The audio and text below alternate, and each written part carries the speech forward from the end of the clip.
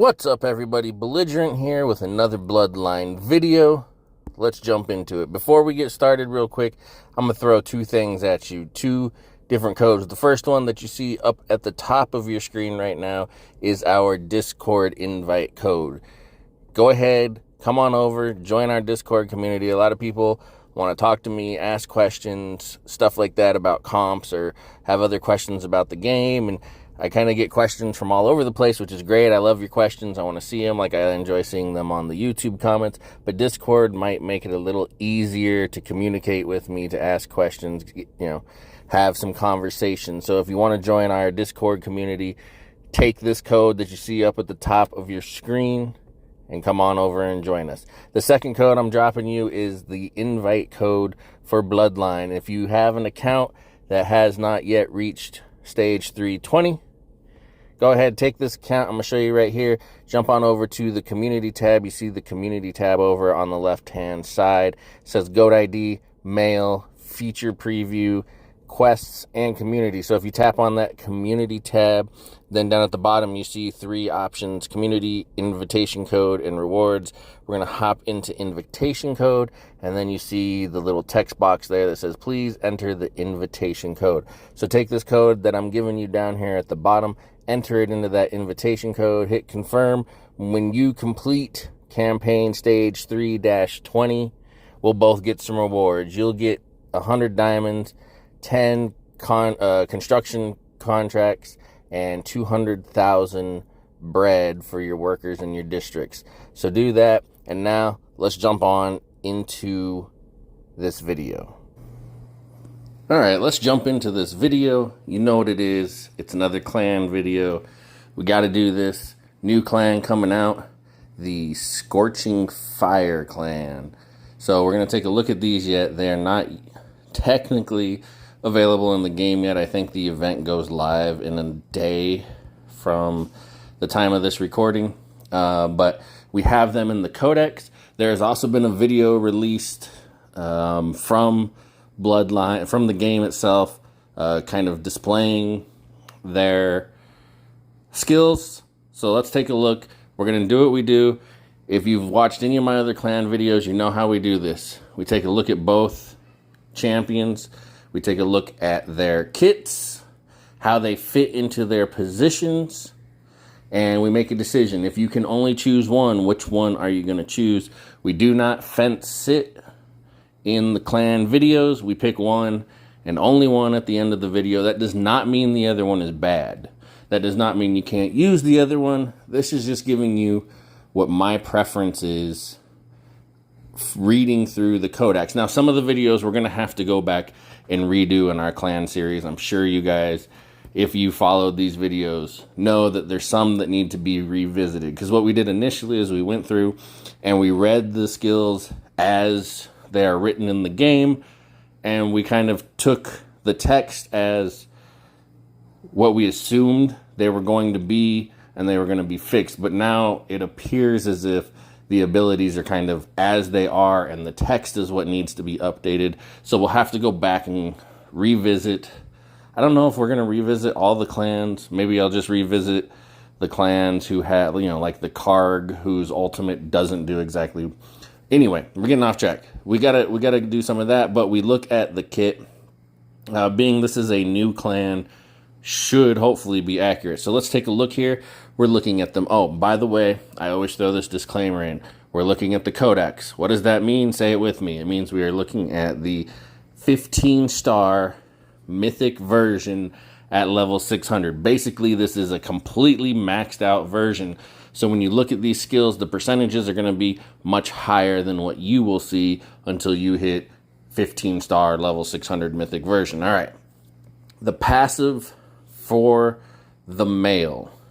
For every 10% constitution the caster loses, deals 3.1% more damage to the target. That doesn't excite me a whole lot. An extra 3%. I guess that ends up being, what, you can say, I don't want to say 30%. That's like 27-ish, 28-ish% before you die. right? If you only have 10% of your health left, you're doing an extra 27% damage. There are champions that just do that much more damage. So I don't know if I'm that excited about that passive. I'm not a big, especially in this game, there doesn't, I mean, maybe coupled with like a Loom or something, the Loomy, male Loomy who can keep them alive. They can, I don't know. I don't think there's enough in like maybe like a traditional MOBA where you could take damage, you could play aggressive, take damage, and then back off and kind of, you know, play careful but do more damage with your low health. That might work. In this game, I just don't feel like it works very well or works nearly as strong as what else you can get. So anyway, let's move on. So now we're going to look at the active ability. The active ability is called Spiteful Imp. Summon a fiery imp to charge at the target, causing a small explosion, a percentage of the caster's strength, and corroding the target's armor, lowering their fortitude for 5 seconds. Okay? Doesn't tell us how much it lowers their fortitude, so that's hard. Like, I feel like some of these stats need to be told to us, but they're not. The damage, that's a pretty significant explosion. So all in all, that is not bad for an active ability. I'm a fan of debuffs. So anyway, we can make the enemy weaker. All right. And finally, the ultimate, Wrathful Scythe. Attacks 3 random targets within range, dealing damage equal to a % of the caster's strength. Also deals additional damage based on the target's health loss. The lower the target's health, the higher the damage. So it's kind of a finisher. Also, I know from watching the video on the new class, these wraiths appear behind the target. I don't know if that's actually useful or not. I don't know if there's back damage. I think there is, but there's nothing to necessarily indicate to us that there's back damage. So, attacks 3 random targets. You know, to me, this is... It's almost a weaker version of the female Ignis ultimate that attacks 5 targets. I don't know what her damage percent is right off the top of my head, so this one might be stronger. But only getting 3 targets, like, it's going to be weaker than Ignis and Fulgur in the beginning. It will be equal to Fulgur and Ignis. No, I'm sorry. It'll be equal to Fulgur, weaker than Ignis midway through the match, and equal to both of them when there's only one enemy left. So if you think about how those work, again, I don't know what their percentages are right off the top of my head, and for the sake of time in this video, I'm not going to go jump back over to those clans just to look. If the damage is significantly better, maybe. But it feels kind of like a weaker version than what we already have. So I don't know how useful that's going to be. All right, let's take a look at the female. Female's passive. Armor of the Abyss. When the caster's constitution is lower than 50%, their damage reduction is increased by 25%. That instantly, to me, sounds better than the male. I would much rather take less damage when I'm low health than do more damage when I'm low health. That's, you know, because taking, especially 25%. Now, granted, that's max level, so it's going to be less than that, but taking less damage is passive. So that benefits me from all angles. If I have multiple enemies attacking me and I get below 50%, that blocks out multiple sources of damage. As where if I'm the male and I'm getting the extra 3.1% damage for every 10% of health that I'm missing, right, I'm only doing one target. So I personally am a fan of the damage reduction. Now also keep in mind, the male's kicks in sooner, right? His is every 10%, so at 90%, his percentage kicks in, and then at 80 it doubles, and then it keeps stacking, is where hers doesn't kick in until 50%, and then it stays the same. I still think I'm more of a fan of this passive. All right, her active, Hellspawn Curse. Curses the target, dealing damage equal to 1% of the caster's strength and inflicting silence on the target for 5 seconds. That sounds broken.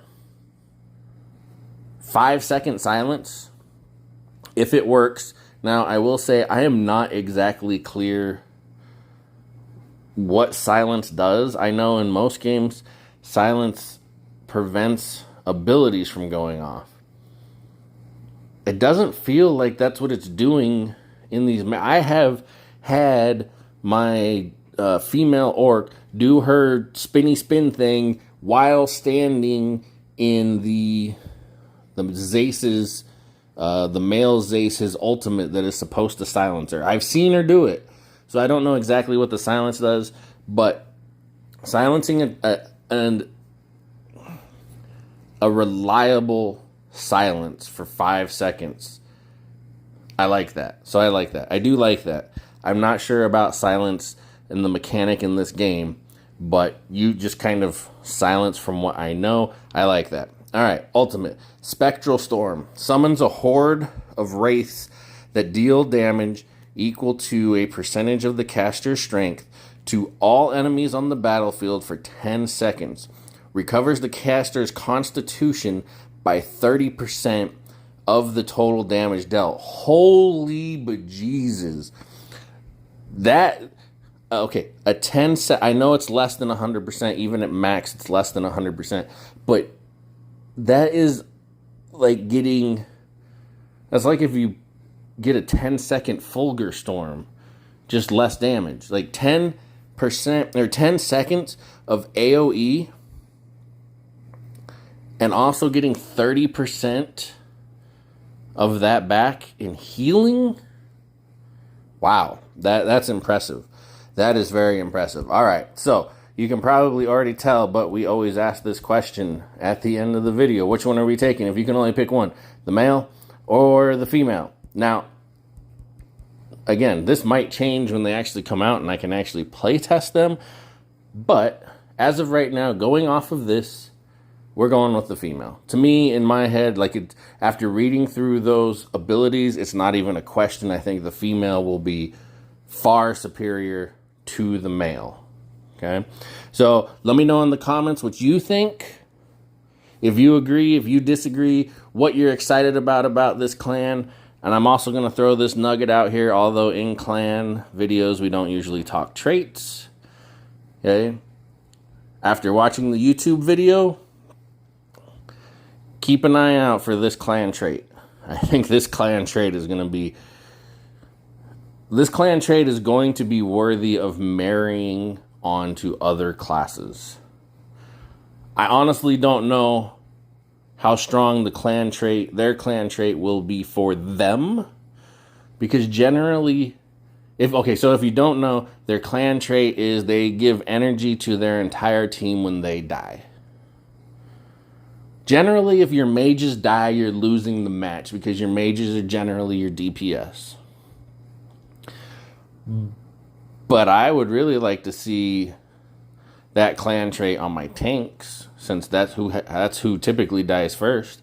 I would really like to see that trait maybe on like my assassins, like on my male Lycan, who likes to dive the back line, usually try and blow somebody up on the back line, but ultimately that usually results in him getting blown up by everybody else back there, even if he kills his target.